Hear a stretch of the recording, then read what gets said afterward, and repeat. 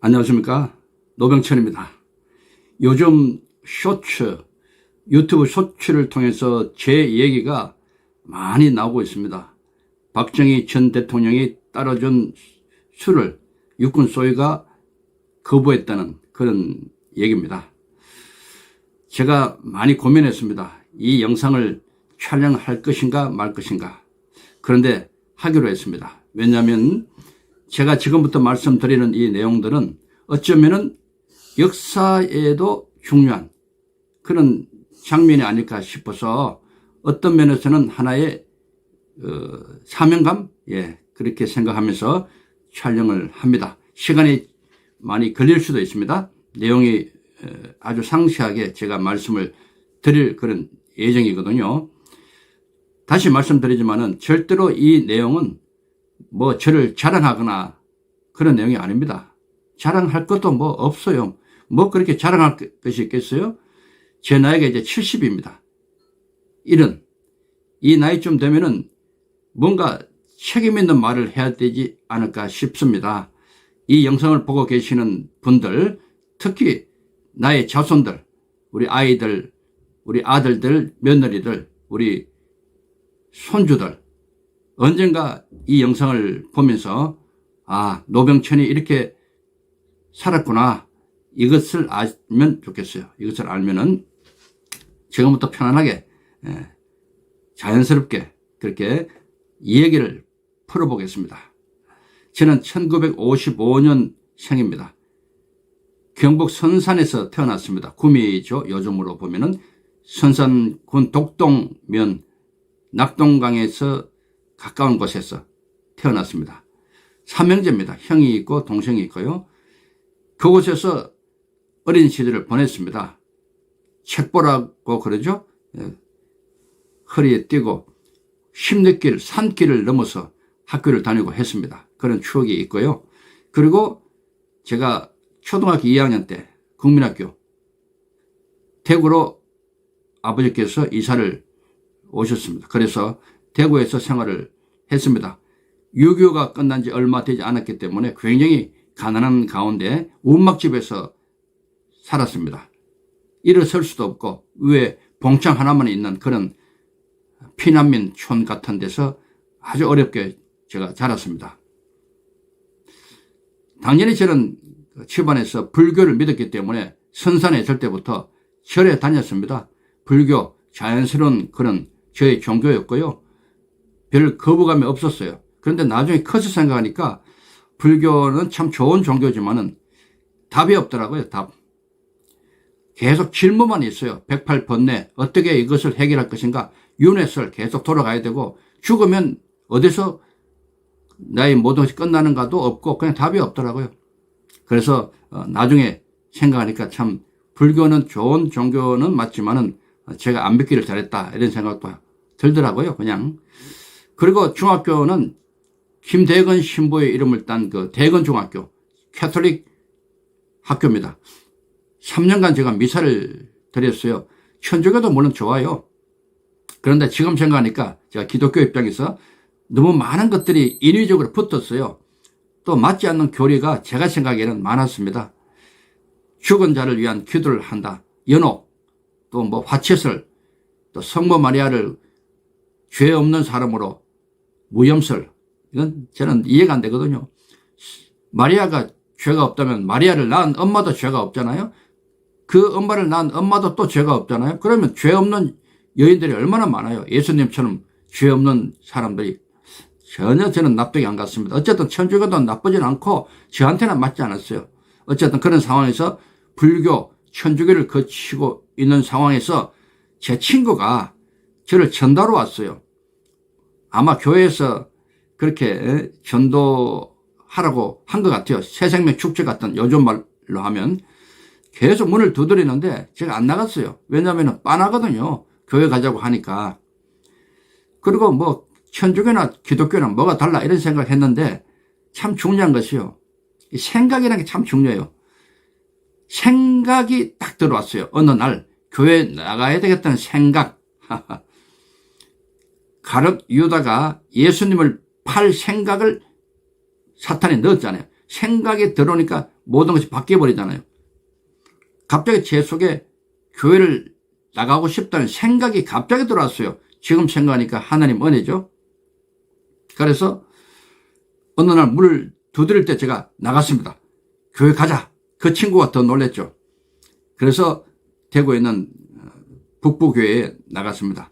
마룻바닥, 그 당시에 마룻바닥인데 천주교식으로 기도할 수 없으니까 그 친구한테 어떻게 기도하냐 하니까 손을 이렇게 모으고 이렇게 하라. 그 순간에 제가 참 감사하게도 큰 은혜를 받았습니다. 성령님의 저를 확 감사하는 느낌을 받고 눈물이 나고요. 그리고 하나님이 살아계시구나. 확신이 들더라고요. 너무 감사해요. 지금도 그건 변함이 없어요. 하나님이 살아계시구나. 제 인생이 완전히 바뀌어버렸습니다. 저를 전도했던 그 친구는 나중에 총선대학 졸업하고 목사님이 되었지만은 이런 나이에 식도암으로 소천을 했습니다. 참 마음이 많이 아픕니다. 어쨌든 그 친구는 저를 하나님께 인도했던 고마운 친구입니다. 이렇게 전도가 참 중요합니다. 제가 기독교를 믿고 난 뒤에 어떤 변화가 있었느냐. 하나님이 살아계시다는 것을 제가 확정할 수 있는 또 하나의 간증인데요. 제 형제가 둘이 있는데 동생이 목사님이 됐어요. 형님이 또 목사님이 됐어요. 저만 지금 장로입니다. 저도 신학을 했지만 아직 안수를 받지 않았어요. 이렇게 삼형제 중에 2명이 목사님이 되었다는 거 참 놀라운 일이고요. 또 제 아버님이 소천하시기 한 달 전에 제가 그렇게 예수님 믿으라 했는데 새벽기도 나갔다 오시고 마당 쓰시다가 돌아가셨어요. 소천하셨어요. 예수님 믿고 돌아가셨고 어머님도 예수님 영접하시고 용문산 기도원에서 나라를 위한 기도하시다가 거의 30년 동안 그러다가 소천하셨어요.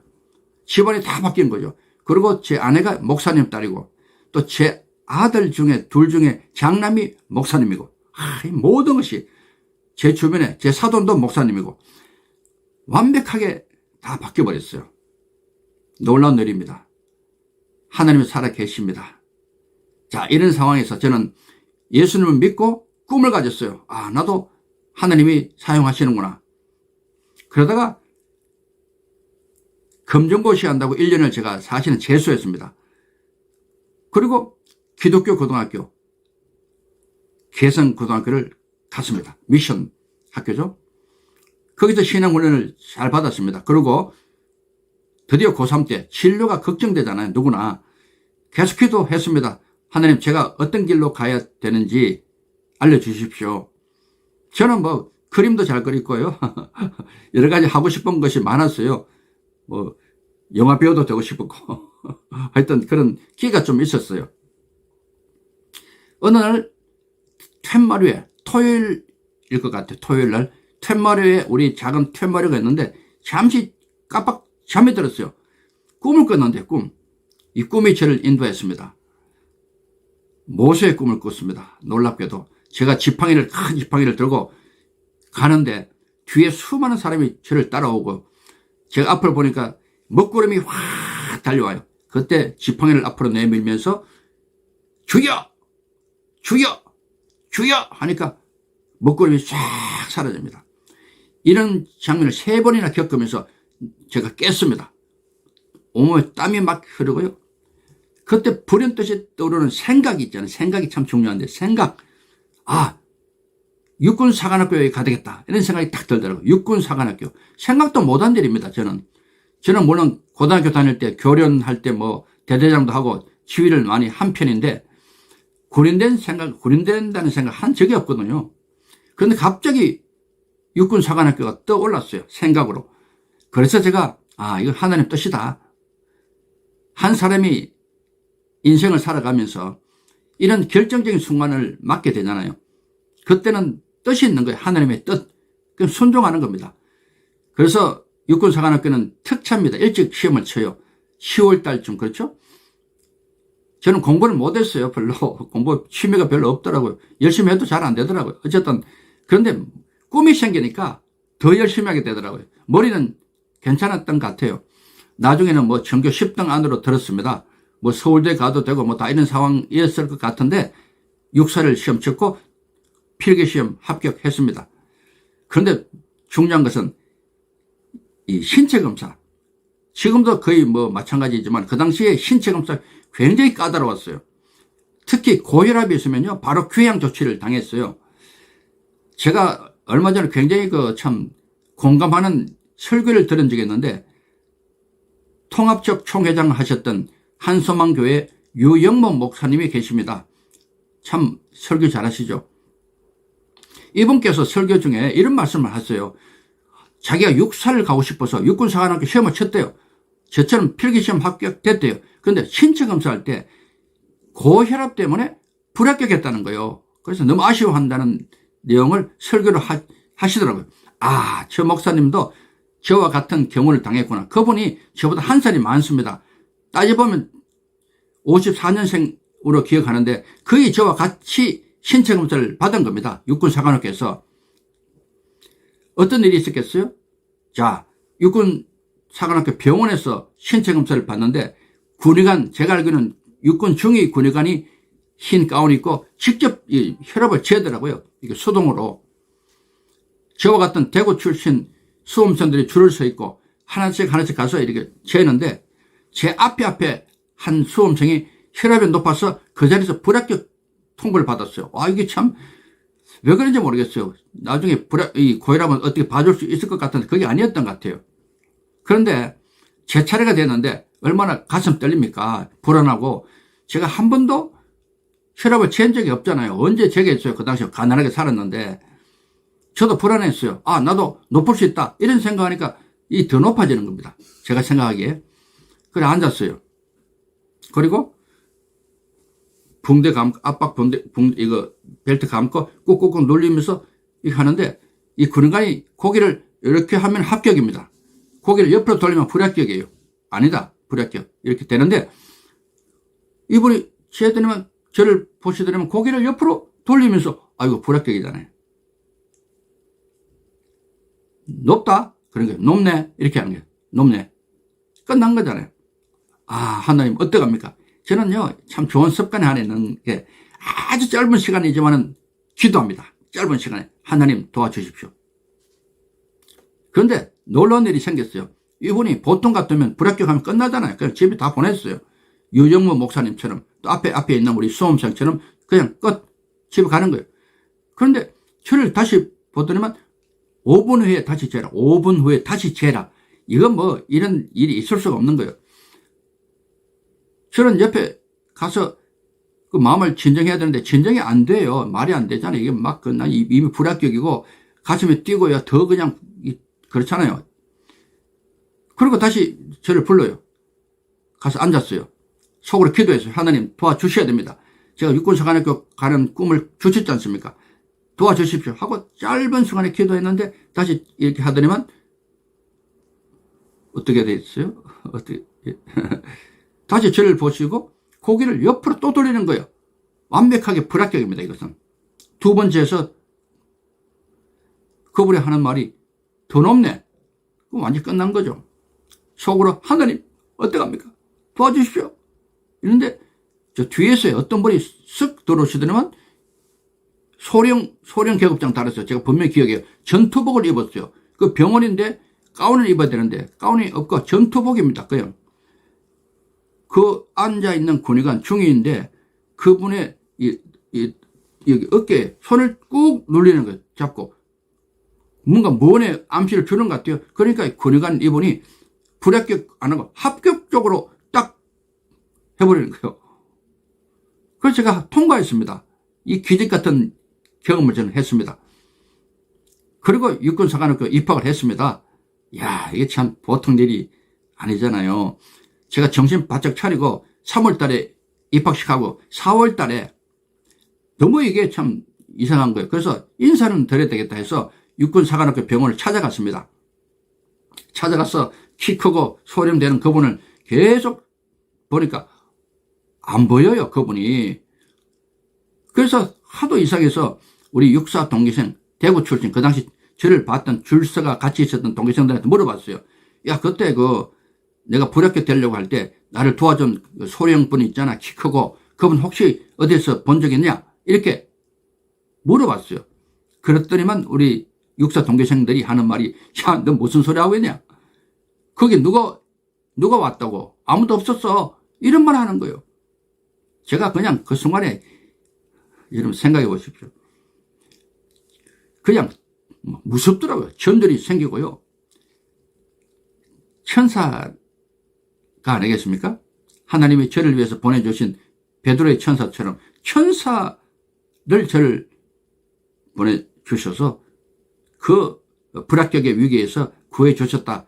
지금도 그건 저는 확신합니다. 하나님께 감사를 드립니다. 그런데 그런 뜻이 있었지 않겠어요? 왜 저를 그런 과정을 통해서 육군사관학교 기어이 보내셨는지 나중에 알았어요. 우리는 알 수 없어요. 살아가는 동안에는 잘 모를 때가 있어요. 어느 순간 결과가 나올 때는 그것이 하나님의 섭리였구나, 하나님의 뜻이었구나라는 것을 알게 될 때가 늘 있어요. 그러니까 늘 우리는 하나님 뜻대로 하옵소서, 하나님 저를 도와주십시오, 하나님 뜻대로 하십시오, 늘 하나님께 이렇게 맡기는 이런 믿음도 필요하다고 생각해요. 어쨌든 제가 사관학교 생활을 열심히 잘했어요. 제가 봐도 잘했는데 2학년 말 1976년 말입니다. 바로 전에 제 아버님이 소천하셨습니다. 사관학교 2학년 때 새벽기도 갔다 오시고 앞에 있는 마당 막 서시다가 소천하셨어요. 너무 안타깝고 참 그렇죠. 2학년 말에 1976년 말에 학교에서 굉장히 놀라운 소식이 왔습니다. 어떤 소식이냐? 그 당시 박정희 전 대통령의 아들 박지만 군이 육군사관학교에 들어온다는 겁니다. 난리 났습니다. 생각해 보십시오. 그 당시 박정희 대통령입니다. 뭐 어떻게 할 거냐? 이 박정희 대통령의 아들이 오니까 육군사관학교가 그냥 막 어수선하고요. 막 걱정도 많고 여러 가지 복잡했어요. 그런데 더 이게 또 신경 쓰이는 일이 육군사관학교 들어오면 누군가가 또 담당을 해줘야 돼요. 멘토로서. 물론 2학년 생도가 있지만 또 달라요. 이거 차원이 박정희 대통령 아들이니까 특별한 관리가 필요한 거예요. 안 그렇겠어요? 육군사관학교 안에는 경호원을 둘 수가 없어요. 경호원 할 수가 없거든요. 그러니까 누군가가 박지만 군을 맡아서 잘 보호하고 또 잘 가르치는 그런 사람이 필요했어요. 그런데요, 제가 지명됐습니다. 저는 뭐 알 수가 없죠. 그 많은 사관생도 중에 제가 지명된 거예요. 박정희 대통령도 여러 가지 생각해 봤겠죠. 따져 봤겠죠. 보고도 받고 수차례. 그리고 그 당시 정성화 장군, 육군사관학교 교장도 얼마나 신경 썼겠어요. 그리고 생도대장, 뭐 이런 사람들이 고르고 그래서 결국은 제가 어떻게 보면 참 선택이 된 거죠. 저는 깜짝 놀랐습니다. 말도 안 되잖아요. 제가 무슨 특별한 사람도 아니고 능력도 없고 제가 뭐라고 제가 그렇게 할 수 있겠어요. 저는 뭐 딴 데가 없어요. 바로 교회 뒤에 갔습니다. 기도했습니다. 하나님 저를 도와주십시오. 이 중요한 일을 제가 맡게 되는데 제 능력으로는 안 되니까 하나님 도와주셔야 됩니다. 도와주십시오. 그냥 붙들고 기도했어요. 그리고 드디어 박지만 군이 육사에 가입교 훈련 1월 달에 가장 추울 때 한 달간 훈련을 받습니다. 사관 생도가 되기 위한 훈련. 굉장히 어려워요. 비스트 트레인이라 그래요. 심성 훈련. 제가 육사 들어온 그날 제가 찾아갔습니다. 밤에 찾아가니까 박지만 군이 들어와 있어요. 그 침상에 있더라고요. 첫 대면입니다. 제가 만나자마자 기관 박지만 생도인가 하니까 네, 박지만 생도. 첫 만남이었습니다. 제가 첫 번째 인상은 참 순하고 잘생겼어요. 미남입니다. 나중에 그 대구에서 교통사고 당했죠. 그러면서 얼굴이 많이 상했지만은 본래 귀공자입니다. 잘생기고 그런 사람인데 그 첫 대면 참 좋았어요. 제가 격려해주고 잘해라, 열심히 해 하고 나왔습니다. 그리고 이제 여러 가지 일들이 많았어요. 사관 생도로 정식으로 박지만 생도가 이제 들어왔습니다. 입학식도 하고 그때부터 제 할 일이 참 많아졌습니다. 교수부에서 공부하는 시간 외에는 제가 거의 도맡아 하다시피 했습니다. 물론 2학년생도 있지만은 저는 또 특별한 임무가 있잖아요. 심지어는 고무장갑을 끼게 하고 화장실, 그 당시 재래식 화장실입니다. 거기 가서 어떻게 화장실 청소, 밑에 바닥, 변기까지, 그것까지 제가 가르쳤어요. 바닥까지 제가 가르친 거죠. 저는 뭐 특혜고 뭐가 없어요. 제 성격도 그런 것도 있습니다. 원칙적으로 정말 정확하게 훌륭한 사관생도가 되기 위한 그것만 제가 집중해서 박지만 생도를 이렇게 잘 나름대로 지도를 했습니다. 여러 가지 뭐 에피소드가 많습니다. 박지만 생도가 눈이 나빠서 이 컨택트 렌즈를 끼고 여러 가지 불편한 가운데 열심히 잘 생활했어요. 그리고 이 사진 보여드릴게요. 참, 제가 육군사관학교 들어갈 때 수험생으로서 요게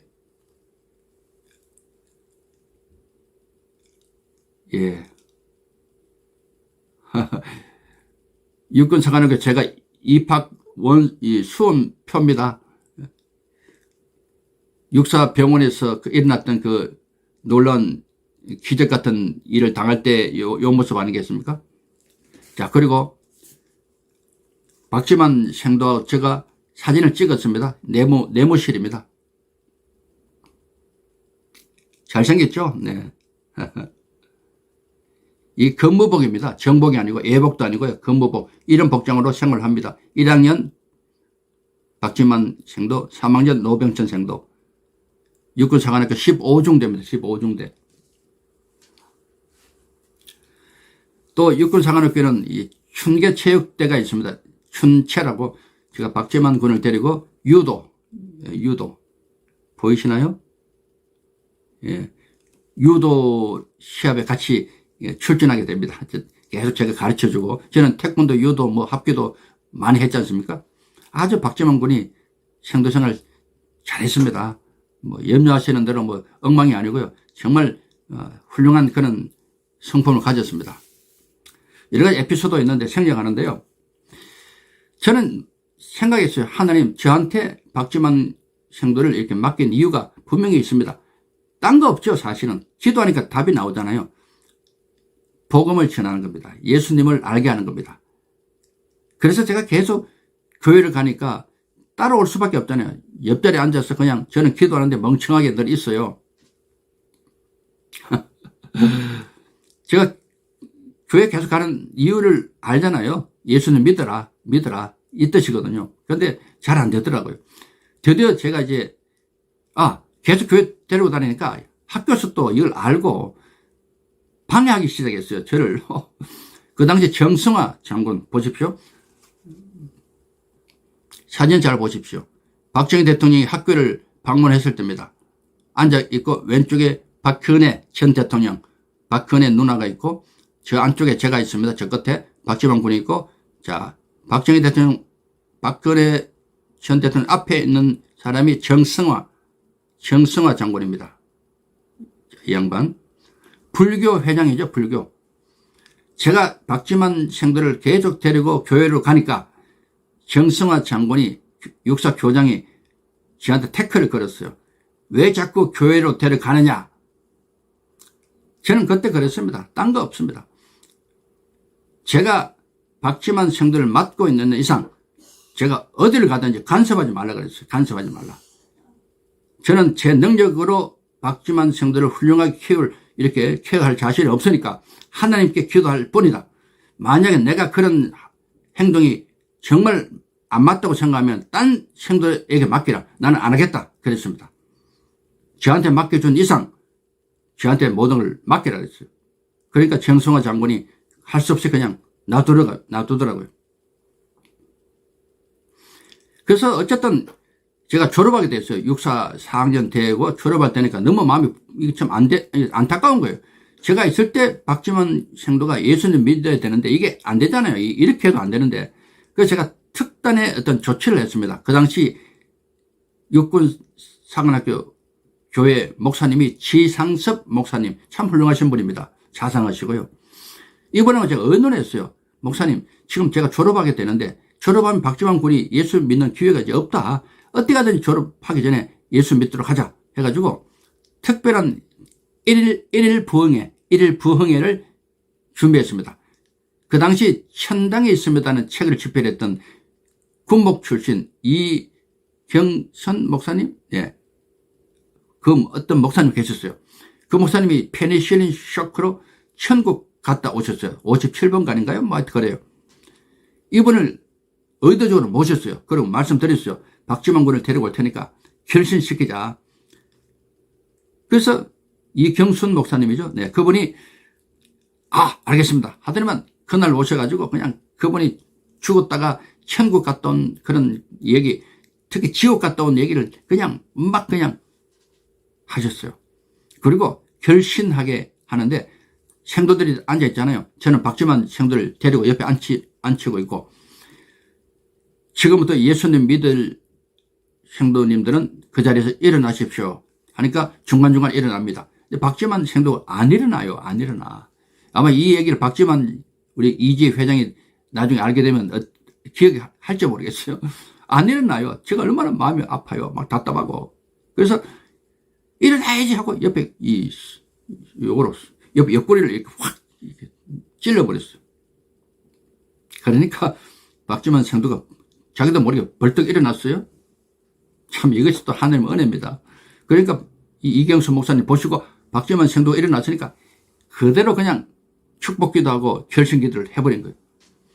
물론 그때 박지만 생도가 얼마만큼 그 순간에 예수님을 이렇게 받아들이는지 저도 모르겠어요. 하지만 놀라운 것은 제가 알기로는 그 후에 만났지만은 교회 잘 다닌다고 제가 들었어요. 그 아들 4명, 제가 만났을 때는 첫째 아들 낳았을 때 제가 만났는데 그 가정이 예수님 잘 믿는 가정으로 됐다고 지금 저는 알고 있어요. 어쨌든 참 감사한 일입니다. 그리고 제가 이제 졸업을 하게 되는데요. 제가 대구에서 근무할 때, 학군단에서 근무할 때, 박지만 그 당시 소위 오비치 받으려고 이제 방공학교 대구에 있으니까 왔는데, 우리 집에 와서 또 식사를 하고, 참 얼마나 참 착하고 순박한 박지만 군인지 몰라요. 보십시오. 자기가 설거지를 다 해요. 밑에 군복 입고 설거지하는 모습이에요. 그리고 옥상에 올라가서 이렇게 또 좋은 시간을 또 가졌습니다. 그만큼 박지만 군은 제가 알기로는 그래요. 뭐 그 후에 마약 때문에 뭐 사회 구설수 올랐지만 그건 제가 충분히 이해가 됩니다. 왜냐하면은 어머니를 그렇게 보냈죠. 또 아버지마저 11억으로 보냈죠. 그 자식의 마음, 여러분 절대로 함부로 돌 던지면 안 됩니다. 물론 마약하는 건 나빠요. 그건 아니지만은 그 심정 자체는 우리가 이해를 해야 됩니다. 박지만 군은 본래 굉장히 제가 알고 있기는 착하고 순수하고 참 훌륭한 사람이었다. 지금도 그 기억은 변함이 없습니다. 어쨌든 제가 육군사관학교를 졸업하게 됐는데요. 그럼 박정희 대통령하고 이 끈이 떨어졌다는 끈. 왜 이런 말씀 드렸는가 하면 제가 박지만 군을 전도하고 난 뒤에 늘 생각하고 있었던 것이 박정희 대통령에게 복음을 전하는 것이었어요. 박지만 군이 끈이 됐잖아요. 그래서 계속 기도를 해왔거든요. 왜냐하면 그 당시 나라가 죄송하지만 참 엉망이 됐거든요. 유신 때문에. 박정희 대통령은 참 역사적인 평가는 사람마다 다르지만 제가 보기에는 참 정말 훌륭한 분이에요. 어쨌든 그 가난한 나라를 이렇게 만든 주인공 아닙니까? 정말 대단합니다. 새마을 운동부터 뭐 포스코, 포철, 뭐 울산 중공업도 뭐 조선소, 뭐 경부고속도로 뭐 말할 것도 없어요. 이런 분이 없어요. 정말 대단한 분이고 참 고마운 분인데 제 마음속에는요. 그 당시 유신, 그 당시는 유신 때문에 고통당한 사람이 너무 많았거든요. 제가 기도하기를 하나님 박정희 대통령이 예수님 믿어야지 나라가 삽니다. 이런 생각을 많이 하면서 그런데 제가 졸업을 하게 됐잖아요. 끈이 떨어졌잖아요. 그리고 제가 처음에는 청와대 쪽에서 박정희 대통령 가까이 이렇게 하려고 했던 것 같아요. 저는 단호하게 거부했습니다. 제 임무 끝났습니다. 제가 해야 될 일 끝났으니까 청와대와 가장 멀리 보내달라고 계속 그랬습니다. 그러니까 청와대와 가장 멀리 보내는 곳을 저는 최전방으로 생각했어요. 당연히 가야 되니까. 저는 가고 싶으니까. 그런데 최남단으로 보냈습니다. 31사단 광주, 그리고 그 밑에 목포연대, 또 그 밑에 강진대대, 완도 강진. 제일 멀리 갔습니다. 실제로. 그럼에도 불구하고 저는 계속 기도했습니다. 하나님, 이런 중요한 것이요. 기도는 항상 해야 되고 그 기도가 하나님이 원하시는 그 때에 응답된다는 사실입니다. 우리는 몰라요. 우리는 진짜 나중에 일은 전혀 알 수가 없잖아요. 우리가 할 수 있는 건 기도밖에 없어요. 기도하는 거예요. 하나님 도와주십시오. 나라가 살아야 되는데 박정희 대통령이 예수님 믿어야 됩니다. 딴 방법 없습니다. 왜냐하면 얼마나 많은 사람들이 박정희 대통령에게 옆에서 막 조언도 하고 막 직언도 하고 다 안 됐거든요. 안 됐거든요. 또 수많은 목사님들도 얼마나 기도하고 노력했어요. 안 됐어요. 박정희 대통령이 안 됐단 말이에요. 제가 뭐 되겠어요. 그러나 저는 기도했어요. 그러나 놀라운 일이 생겼습니다. 참 이게 또 말도 안 돼. 지금 생각하니까 7월 달에 1979년 7월 달에 저한테 연락이 왔습니다. 청와대에서 박정희 대통령이 노소위를 보고 싶어 하신다. 이게 참 말이 됩니까?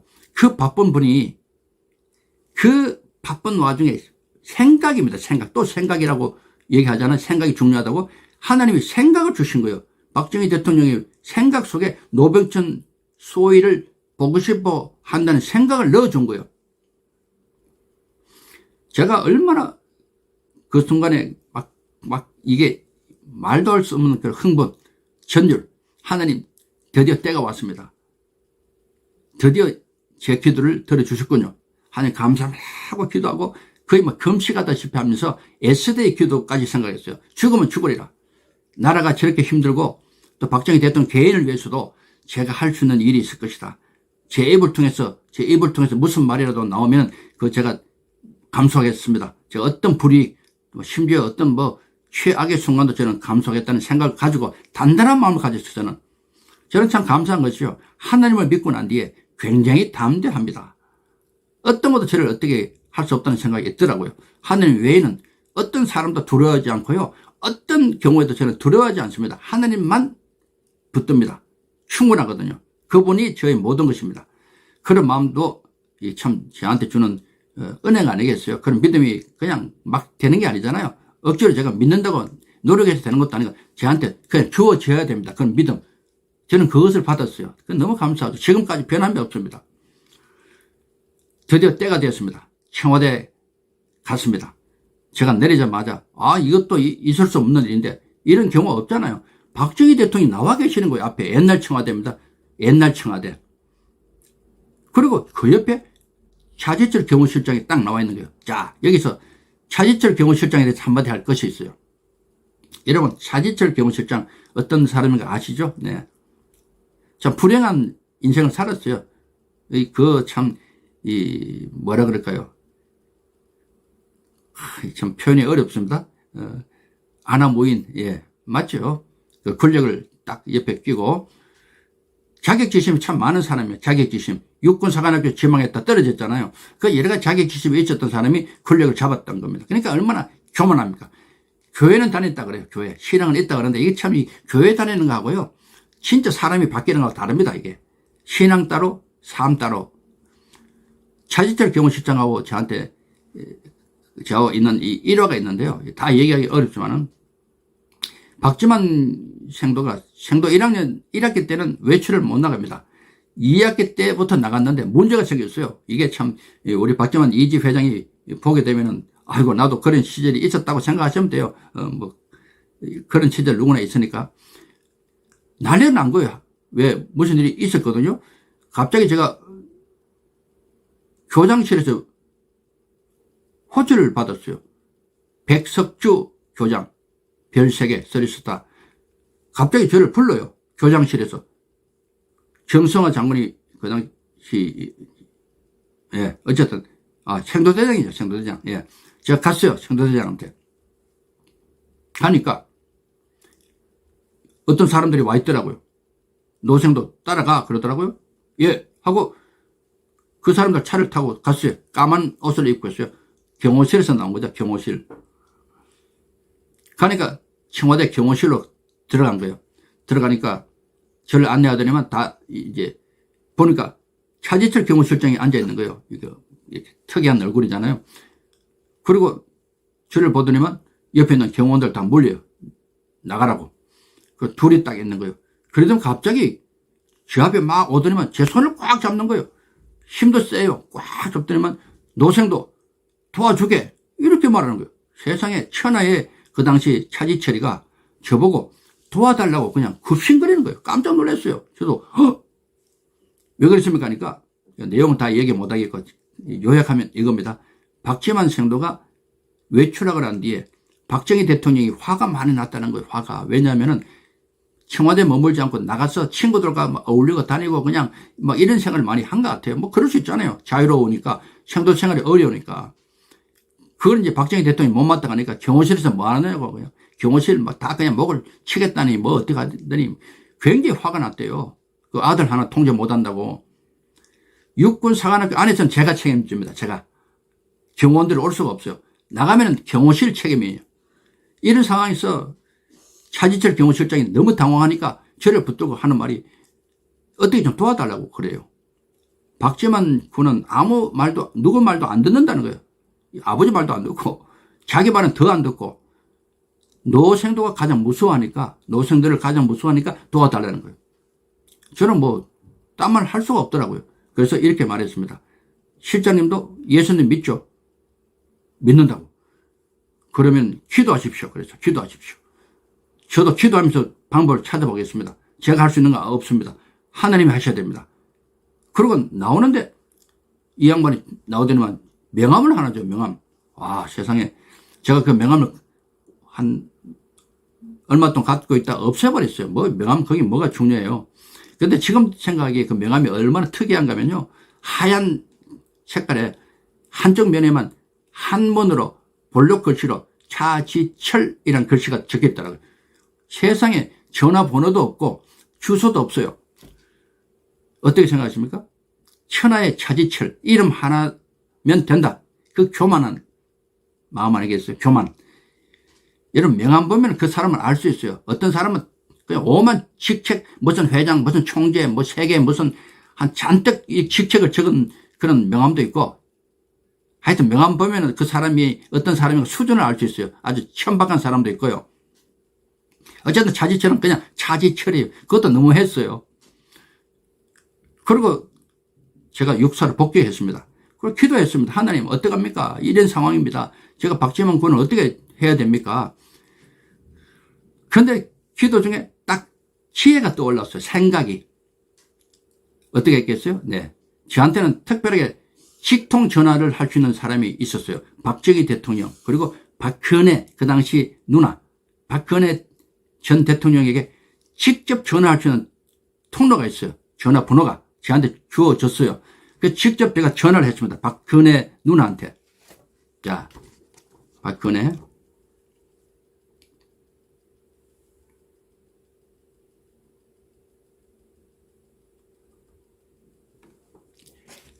전화를 받으셔요. 놀라시죠? 제가 전화하니까. 제가 얘기했어요. 여차차해서 제가 처벌하겠습니다. 제가 좀 강하게 훈육하겠습니다. 때리겠다는 말이죠. 그러니까 누나가 그렇게 하십시오. 또 맡겨놨으니까 알아서 하시라고 괜찮다고. 제가 허락을 맡았어요. 분명히. 그리고 밤 10시에 소등할 때 박지만 군을 찾아가서 나오라. 2층 침대에 있거든요. 나오라. 옷을 입히고 나오게 했어요. 그리고 교회로 갔습니다. 거기가 구이고지라고 지금은 교회가 밑으로 왔지만 옛날에는 그 조그만 고지 중턱에 있었어요. 교회가 색깔이 하얀머리한 그런 색깔인데 그 데려가가지고 이 얘기했습니다. 너 아버지가 지금 나라 위해서 이렇게 애쓰고 힘들어 하시는데 네가 아버지의 그런 힘듦에 보탬이 안 되고 오히려 더 어렵게 만드니까 그 자식으로서 그 마땅히 그건 아니지 않느냐. 그래서 내가 너를 때리겠다 그랬어요. 제가 제가 안 때리는 저는 때리지 않아요. 그런데 이 교육 목적상 그랬어요. 그러니까 알겠습니다 그러더라고. 이거 반성해야 돼. 그러면서 벽에 기대하고 나이가 몇 살입니다. 그 나이대로 때리겠다 해가지고 제가 주먹으로 사실 때렸습니다. 이게 참 죄송한 얘기지만은 때리는데 뭐 세게 때리겠어요? 상징적으로 그냥 때린 거죠. 그런데 세 대를 때리니까 이 손에 뭐가 끈적거리더라고요. 느낌이. 보니까 나중에 보니까 바클, 이 생도 복장의 바클이 있잖아요. 바클에 맞아가지고 피가 터졌어요. 여기 지금은 상처가 많이 없어졌어요. 한동안 이게 푸른 상처가 있었어요. 약간 남아있죠. 더 이상 못 때리겠다고요. 너 정말 잘해야 돼. 아버지도 중요하시고 나라가 중요하고 너도 정말 중요한 사람이야. 절대로 잘못 살면 안 돼. 잘 살아야 돼. 훌륭하게 우리가 살아가자. 그리고 박재만 생도도 알겠습니다 하고 이제 같이 내려왔어요. 그 다음부터 외출 나가서 물론 잘했습니다. 참 좋은 사관 성도로서 잘했습니다. 지금 생각해도 참 고맙죠. 자, 그런 추억이 있습니다. 자, 차지철 얘기 나와서 제가 하는 얘기입니다. 제가 청와대 내리니까 박정희 대통령이 나와 계시고 차지철 경호실장 옆에 딱 붙어 있습니다. 그리고 인사하고 들어갔습니다. 약간 담화하다가 점심시간이 됐어요. 저한테 점심을 대접해 주려고 불러친 것 같아요. 그런데 정말 이거 뭐 얼마나 오랜만에 만났습니까? 그러면은 뭐 좋은 음식이 나올 것으로 저는 예상이 대단해요. 그런데 그게 아니고 얼마나 검소하신 분인지 정말 대단했어요. 박정희 대통령 정말 검소하시고요. 대단하신 분입니다. 여러분 아시죠? 변기에 물을 아끼려고 벽돌까지 놓았다고 하는 거. 그 친인척들 어떤 경우도 옆에 안 두잖아요. 아주 칼같습니다. 여러분 박정희 대통령 공과 사에 대해서 분명히 아실 필요가 있어요. 또 뭐 나쁘게 보는 양반 사람들은 또 얼마나 뭐 독재자라 그러고 나쁘게 보겠어요. 그러나 반면에 또 나라 위에 얼마나 큰일을 하시는가도 아셔야 돼요. 항상 이와 해가 같이 있는 겁니다. 항상 그런 거예요. 어떤 사람도 역사적 평가하면요 항상 같이 갑니다. 공과 사가, 공과가 같이 갑니다. 어쨌든 박정희 대통령은 제가 적어도 알고 있는 이분은 참 검소하시고요. 순수하다가 그럴까요? 굉장히 참 그런 분이에요. 어쨌든 점심시간이 됐는데 근사한 음식이 아니라 국수가 나와서 국수 말이 됩니까? 그만큼 격식이 없고 검소한 그런 모습을 제가 볼 수 있었어요. 어쨌든 세 그릇 제 앞에 하나, 박정희 대통령 앞에 하나, 차지철 실장 앞에 하나 국수를 먹었어요. 먹고 난 뒤에 이 박정희 대통령께서 너무 기분이 좀 좋으셨던 것 같아요. 갑자기 준비해 놓으셨던 것 같아요. 이 부분을 잘 여러분 보십시오. 이 부분이 유튜브 쇼츠에 나와가지고 계속 뭐 거의 뭐 모든 나라 나가고 있다 그래요. 많은 사람이 보고 저한테도 계속 그 쇼츠 영상을 보내오고 있어요. 이 쇼츠가 저한테 왔다고 뭐 저한테 계속 보내와요. 미국에서도 오고 막 와요. 이 장면입니다. 맥주병을 2병을 갖고 와요. 그리고 큰 잔 앞에 놓으시더니만 이거 딱 따요. 따고 이렇게 붓는 거예요. 그러면 뿔 올라서 이게 넘치잖아요. 이거 얼마나 많아요. 아무리 컵이 커도 거품이 막 일어나고요. 그러면서 박정희 대통령께서 저보고 들게 그래요. 여러분 어떻게 하시겠어요? 저는 지금도 그건 변함이 없어요. 적어도 기독교인이라면 물론 죄도 짓고 뭐 실수도 하고 해요. 저도 지금도 해요. 기준은 분명히 있어야 된다고 봐요. 술, 담배 안 해야 됩니다. 뭐 성경에 있느냐 없느냐 성경에도 있어요. 근데 그런 거 다 떠나서 술 마시고 담배 피우는 기독교인 그건 하나님이 기뻐하지 않습니다. 어떤 이유로든. 저는 그 순간에 짧은 시간에 기도했습니다. 눈을 뜨고 하나님 도와주십시오. 갈라디아서 1장 9절에 이제 내가 사람들에게 좋게 하랴 하나님께 좋게 하랴 사람들에게 기쁨을 구하랴. 내가 지금까지 사람들의 기쁨을 구하였다면 그리스도의 종이 아니니라 이런 말씀이 있어요. 우리가 항상 선택할 때 사람을 기쁘게 하는 것이냐 사람을 좋게 하는 것이냐 하나님이 기뻐하시는 것이냐 요 구분을 정확하게 해야 된다고 생각합니다. 어떤 선택이든 하나님이 기뻐하시는 선택을 하는 것이 맞습니다. 그건 분명하거든요. 손해보더라도. 그 순간에 저는 입에서 이런 말이 나왔어요. 대통령과 죄송합니다. 마시지 않겠습니다. 기독교인은 술을 마시지 않습니다. 분위기가 이상해졌겠죠? 당연히. 차지철 경호실장이 얼마나 놀랬던지요. 당황하잖아요. 그 순간에. 육군 소위가 박정희 대통령이 직접 따른 맥주인데 갑자기 손이 저한테 오더니만 이 다리 사타구니 쪽을 딱 꼬집어. 지금도 그 느낌이 있는데 임금님 어주야 그러더라고요. 임금님 어주야. 얼마나 당황했으면 거기서 그대로 나오더라고요. 그래도 제가 어쩔 수 없잖아요. 물론 죄송합니다. 죄송하죠. 죄송합니다. 마치지 않겠습니다. 이렇게 또 다시 말씀드렸어요. 어떤 분들은 그래요. 이 장면 보고 아는 이제 많이 알려졌으니까 에이 그때 뭐 박정희 대통령께서 직접 따라준 술이니까 체면이 있으니까 그냥 마시는 신용이라도 해야 안 되겠느냐. 그것이 배려하는 거 아니냐. 이런 말씀 하시는 분도 계세요. 물론 맞아요. 그분이라면 그렇게 하실 거예요. 저는 그렇지 않았어요. 그 순간에 그 짧은 순간에 그런 생각도 할 겨를도 없고요. 그냥 기독교는 술을 마시지 않는다는 것밖에 없었어요. 그냥 아주 저도 뭐 바보고 순진하고 뭐 어떻게 보면 말도 안 되죠. 그러나 저는 그렇게 했어요. 그때 참 박정희 대통령이 참 대단하신 분이라는 거에 그 순간에 제가 또 곤란하잖아요. 제가 그걸 딱 알아보시고 그 잔을 직접 또 잡고 입에 갖다 대고 쫙 마셔버려요. 마시고 놓고 입에 거품 딱 거치면서 됐네 하시면서 차지철 경호실장을 가리키면서 임자 나가봐 이게 보내버렸어요. 참 대단한 장면 아닙니까? 저보다도요. 저는 뭐 별거 아니고요. 박정희 대통령 참 정말 대단하다 하는 생각 들더라고요. 나중에 생각하니까 참 뭐 저는 뭐 딴 거 다 떠나서 참 훌륭하다. 참 훌륭하시다. 이런 생각 들더라고요. 어쨌든 그러고 이제 일어섰어요. 뭐 얘기하다가 일어서서 이제 갈 시간 됐잖아요. 여기 중요한 얘기 할게요. 정말 중요한 얘기. 갑자기 이분이 어떤 생각이 났던 것 같아요. 카터 미국 대통령 있잖아요. 카터가 말이야 뭘 그렇게 안다고 뭐 그러면서 갑자기 얼굴이 막 확 바뀌는 거예요. 혼자 막 그 자리에서 미국 왔다 갔다 하면서 막 카터 대통령에 대해서 막 이렇게 얘기하는 거예요. 저는 몰랐어요. 제가 오기 일주일 전에 카터 대통령이 온 거예요. 한미 정상회담 1979년 6월 30일. 저는 몰랐죠. 저는 뭐 육군 소위 훈련하고 군생활 한다고 전혀 신경도 못 썼는데 그 일이 있었어요. 여러분 보십시오. 근데 그때 카터가 와서 박정희 대통령의 인권 문제를 다뤘어요. 인권. 이 중요한 그 영린이잖아요. 영린. 그리고 주한미군 철수하겠다. 이런 아주 엄청난 이슈를 가지고 왔었거든요. 그리고 돌아갔습니다. 갑자기 생각났던 것 같아요. 박정희 대통령이 그 순간에 생각이 참 중요하잖아요. 생각이 났어요. 그 저 앞에서 이렇게 막 그러는 거예요. 제가 갑자기 어떤 생각이 드는가 하면 참 지금 생각해도 참 이게 말도 안 되는 얘기인데 대통령 각각 국민의 소리를 들으십시오 그랬어요. 이거 참 제가 어떻게 그런 말이 입에서 나온지 몰라요. 국민의 소리를 들으십시오. 그러니까 박정희 대통령이 더 막 얼굴이 막 바뀌는 거예요. 무슨 소리고? 무슨 소리야? 그러더라고요. 국민이 하는 소리를 잘 들으셔야 됩니다.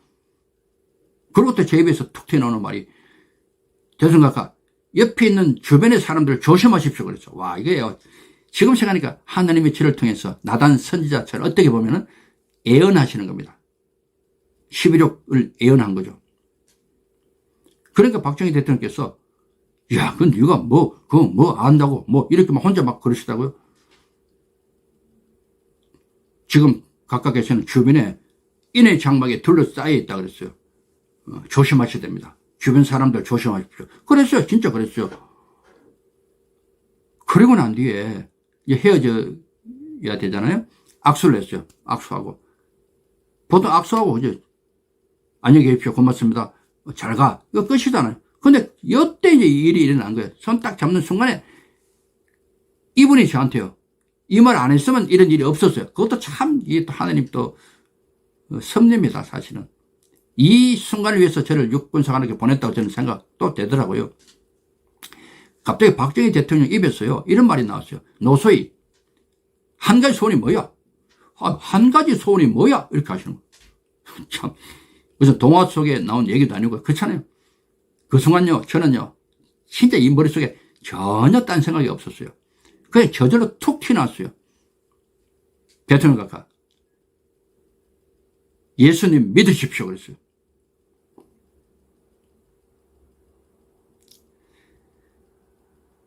그 순간에 박정희 대통령이 딱 굳어버렸습니다.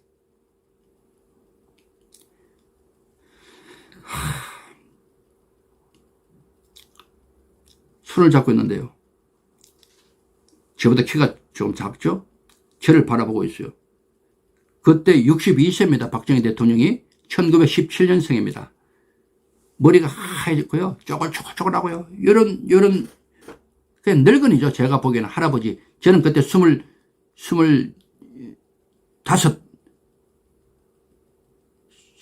나이죠. 62세. 쪼글쪼글한 할아버지가 앞에 있는 거예요. 손을 잡고 이렇게. 딱 굳어버렸어요. 대통령 아까 예수님 믿으십시오 하는 순간에 딱 움직이지 않았어요. 밀랍 인형 같은 느낌이 있었어요. 딱 굳었어요. 저는 몰랐는데요. 일주일 전에 카터 미국 대통령이 미국 떠나기 전에 박정희 대통령하고 차 시간 티타임 하면서 마지막 했던 말이 뭔가 하면 대통령 아까 예수님 믿으십시오를 했다고 합니다. 저는 몰랐어요. 기가 막히게 같은 말을 제 입에서 나온 겁니다. 그 당시 카터가 그 말을 했을 때 박정희 대통령이 그 말 듣자마자 의자를 뒤로 획 돌렸다는 일화가 있어요. 의자를 뒤로 획 돌렸어요. 듣기 싫다고. 듣기 싫어. 이런. 그리고 카터 대통령 미국 갔어요. 그분이 쓴 회고록이 있습니다. 제가 원본 사본이 있습니다. 저는 그것도 모르고 그 말이 딱 튀어나오자마자 박정희 대통령이 딱 굳어버렸어요. 지금 생각하니까 영적 전쟁이 터진 겁니다. 이 속에서. 자, 그동안 수많은 사람들이 박정희 대통령에게 복음을 전했어요. 안 먹겠습니다. 카터까지 왔습니다. 저를 만나기 일주일 전까지. 나중에 카터 대통령이 회고하기를 한미 정상회담의 주 목적이 박정희 대통령에게 복음을 전한 것이라고 한 적이 있어요. 그만큼 중요하기 때문에. 그래 대한민국이 바뀌기 때문에.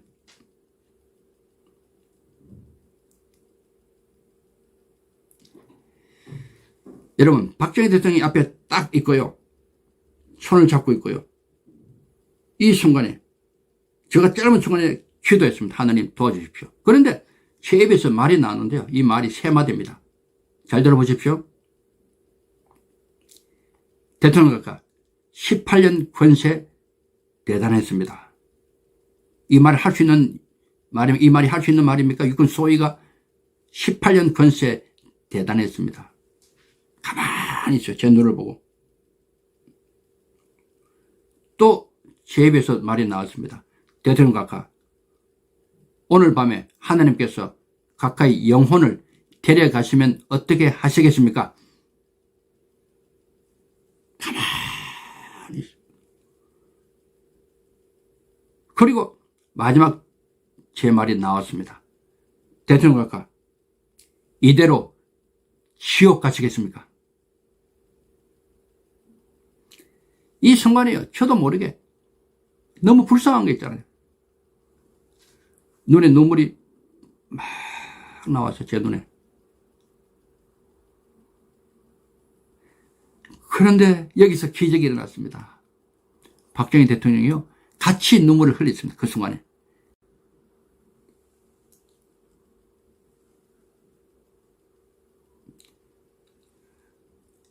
제 눈에 눈물이 흐르는 걸 보고 박정희 대통령도 눈물을 흘리는데요.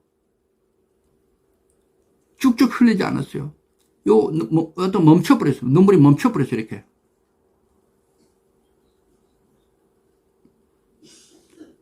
그리고 하시는 말이 교회 나갔구마. 그러는 거예요. 교회 나갔구마. 이 사투리죠. 교회 나가겠다. 이런 말씀하시는 깜짝 놀랐어요. 저는. 이게 진짜 이게 뭐 꿈인가 생생가 싶어요. 이 놀라운 말을 한 거예요. 여러분 잘 보십시오. 이것이 역사의 중요한 한 순간입니다. 제가 정신이 바짝 들면서 제가 다시 물어봤어요. 예? 진짜입니까? 약속하십니까? 이렇게 물었어요. 그러니까 이분이 하시는 말씀이 그래 교회 나간다. 그 대신에 대통령 마치면 나가겠다 그랬어요. 대통령 마치면 나가겠다. 그거 무슨 관계 있어요? 그 순간에 모든 게 다 이제 열린 겁니다. 정말 역사적인 순간 아닙니까? 물론 제가 집회한다고 많은 나라 다니고 미국에서 집회하고 우리 한국에도 많은 교회에서 하다 보면은 꼭 저한테 질문해요. 박정희 대통령 정말 그때 구원받았느냐? 천국 갔느냐? 이런 질문해요. 이 순간을 가지고 저는 그렇게 얘기해요. 전 모른다. 솔직히 모른다. 그 순간에 박정희 대통령이 예수님을 다시 구주로 영접했는지 그 순간에 그건 모르지만은 우리 천국 가서 확인할 수밖에 없다. 그러나 그때 내 마음에 참 성령님이 도와주셔서 그 완악했던 마음이 열렸다는 것은 확신할 수 있다. 그 얘기를 했습니다. 아무도 몰라요. 한 사람이 구원받았느냐 못 받았느냐 그건 누가 알겠어요. 어쨌든 저는 그렇게 얘기를 합니다. 그 순간에. 나중에 보니까요. 김준건 목사님 CCC 정권 신자호 운동을 박정희 대통령 계실 때 같이 하셨던 유명한 분이죠. 이분이 돌아갔을 때 소천했을 때 어떤 회고록에 이런 글을 제가 본 적이 있어요. 박정희 대통령이요 11억 전에 김준건 목사님한테 전화를 하셨대요. 어떤 전화냐. 목사님 제가 교회에 나가고 싶은데 어떤 교회가 좋은지 물어봤다는 겁니다. 그것이 김준건 목사님의 회고록에 나와 있습니다. 보십시오 한번. 저를 만나고 박정희 대통령이 교회 나가겠다는 약속을 하고 그 약속을 지키려고 했다는 것을 저는 그때 다시 또 확인한 겁니다. 여러분 어떻습니까? 네, 제가 네. 나중에 생각하니까 이때를 위해서 하나님이 저를 그런 모든 과정을 통해서 예수님을 믿게 했고 또 육군사관학교 가게 했고 육군사관학교 병원에서 기적 같은 일을 체험하게 했고 박지만 군을 맡기게 했고 박정희 대통령까지 이어지게 하는 이 일련의 과정이 제가 계획해서 되겠어요? 제가 이렇게 하겠다고 꿈을 꿔서 되겠어요? 하나님이 한 사람을 이끌고 가실 때는 하나님의 계획 속에서 이렇게 끌어가신다는 걸 저는 이렇게 알 수 있습니다. 여러분도 마찬가지입니다. 그리고 나오는데 제가 감사합니다 이거든요. 나오는데 잠깐 하더니만 호주머니에서 준비한 걸 꺼냈었어요. 바로 이겁니다. 여러분 이 친본을 제가 보여드릴게요. 방송에 나갈 때는요 친본 아니고 이게 사진만 이렇게 보여줬잖아요. 이 친본입니다. 제가 고이 간직하고 있습니다.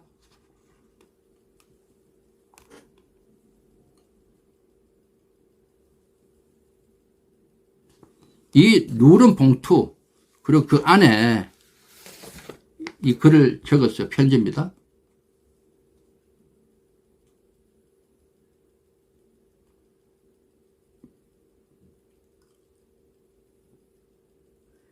(1979년 7월 8일입니다) 어떻게 보면 보는 관점에 따라서 역사의 중요한 한순간입니다. 만약 이 편지가 없었다면 제가 지금까지 한 이 말이 다 거짓말처럼 될 수도 있어요. 저는 이 귀중한 이 일을 언젠가는 역사에 남겨야겠다고 생각했습니다. 왜? 아무도 얘기할 사람이 없어요. 자꾸 잘못된 얘기가 나오고요. 이 얘기하려면 제가 얼마나 많은 얘기가 있겠어요. 그러나 제가 이 부분만은 정확하게 하고 싶어서 나중에 제가 책을 냈습니다. 박정희 마지막 신앙 고백이라는 책을 냈는데 그때 박지만 이지 회장의 그 동의가 필요하겠더라고요. 아들이니까.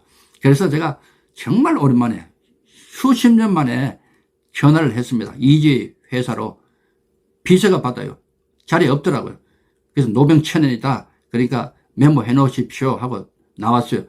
전화가 왔어요. 박지만 회장한테서 나중에. 아이고 막 반갑다고 한참 얘기하다가 만나자. 아버지 신앙 고백에 대한 책을 남겨야 되겠다 하니까 깜짝 놀라는 거예요. 우리 아버지가 그렇게 신앙 고백 하실 분이 아니라 박지만 군이 더 잘 아니까 아버지를. 그럼 만나서 얘기하자 해서 역삼동의 리츠 칼튼 호텔 12시에 약속을 잡았습니다. 가니까 박지만 회장이 아예 일식당을 아예 전체를 내놔서 아무도 못 오게 둘만 있도록. 제가 가니까 약간 늦게 왔어요. 한 2분 정도. 제가 먼저 갔어요. 그래 반갑게 인사하고 수십 년 만에 만났잖아요. 27년 만에. 그리고 둘이 앉았습니다. 서빙 되는 사람 왔다 갔다 하면 이 방에 되니까 아예 도시락 2개를 딱 준비했더라고요. 도시락 딱 두고 이 얘기 시작했어요. 물론 도시락은 못 먹었어요. 이 얘기를 너무 진지하게 오래 하는 동안에. 막 이런 얘기 하니까 막 처음에는 박지만 이 회장이 막 긴가민가 해요. 우리 아버지가 그럴 리가 없는데 하다가 마지막에 중요한 게 아버지가 눈물을 흘릴 때 이렇게 딱 멈추는 얘기 하니까 우리 아버지 맞습니다. 아버지 맞습니다. 아들이 아는 특별한 눈물이 있어요. 줄줄 흘리는 눈물도 있지만은 어떤 특별한 일일 때 눈물이 딱 멈춰버린대요. 박정희 대통령의 눈물이. 이걸 아는 사람은 아무도 없다는 거예요. 제가 그 얘기를 하니까 우리 아버지 맞다고, 아버지 맞다. 지금 했던 모든 이야기를 다 자기가 믿겠다는 겁니다. 그 책 내도 좋다. 그 대신 한 가지 부탁하자는 거예요. 이야기해봐라. 뭐냐 하니까 우리 국민들이 아직도 박정희 대통령에 대해서는 늘 이 검은 안경 끼고 나쁜 사람, 독재자 같이 보이는 그런 뉘앙스로 얘기 많이 하는데 참 마음이 아프다는 거예요. 박지만 아들로서는. 당연하잖아요. 좀 좋은 모습으로 책에도 좀 나왔으면 좋겠다. 아, 좋다. 약속하마 해서 그 책 뒤에 마무리하는데 박정희 대통령이 그 소탈하고 검소하고 따뜻한 그런 좋은 면을 제가 많이 넣어줬어요. 제가 느낀 거니까요. 뭐 누가 뭐래도 저는 그런 마음이 늘 있었습니다. 실제로. 어쨌든 그렇습니다. 그리고 이제 제가 본격적으로 박정희 대통령에 대해서 잘못된 부분을 바로잡기 위해서 막 교회에 나가서 수많은 나라에 또 다니고 집회를 많이 했습니다. 그리고 국민일보에도 이렇게 나왔고요.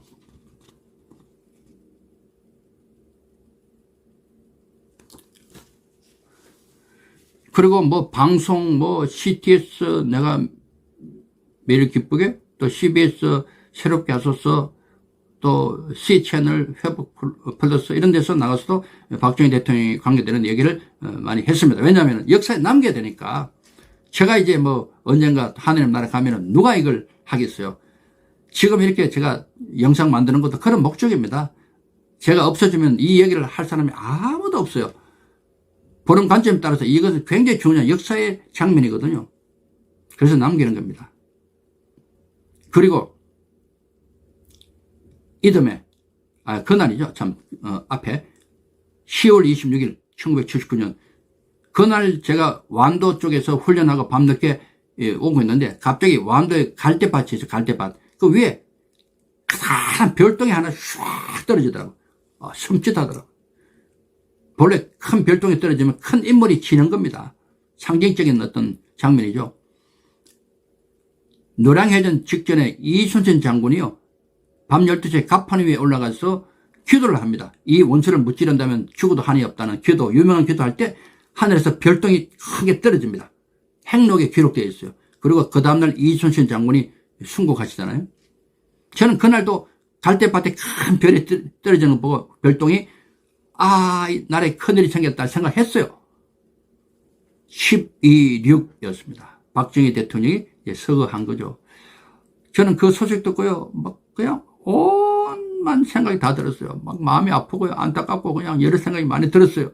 그런데 한 가지 참 감사한 것은 그래도 저를 하나님 보내주셔가지고 마지막 순간에 누가 어떻게 생각할지 몰라도 그 순간에만큼 저는 그걸 믿어요. 마음속에 다시 예수님을 받아들였다. 그 생각하면서 그래도 감사하더라고요. 그럼에도 감사한 생각을 또 가졌습니다. 그리고 그 다음에 1980년 5월 18일 5.18 광주 민주화 운동 때 제가 또 투입이 되고 정말 목숨을 건 그런 또 일들이 있었는데 다음 기회에 혹시 또 할 수 있으면 하겠습니다. 오늘은 박정희 전 대통령에 대해서 또 박지만 생도 우리 이지 회장에 대해서 얘기를 나눴습니다. 여러분 모두 행복하시고 정말 하나님이 기뻐하시는 일 많이 하시고 또 주변에 많은 사람을 돌아보시면서 살아가시기 바랍니다. 여러분 감사합니다. 사랑하고 축복합니다.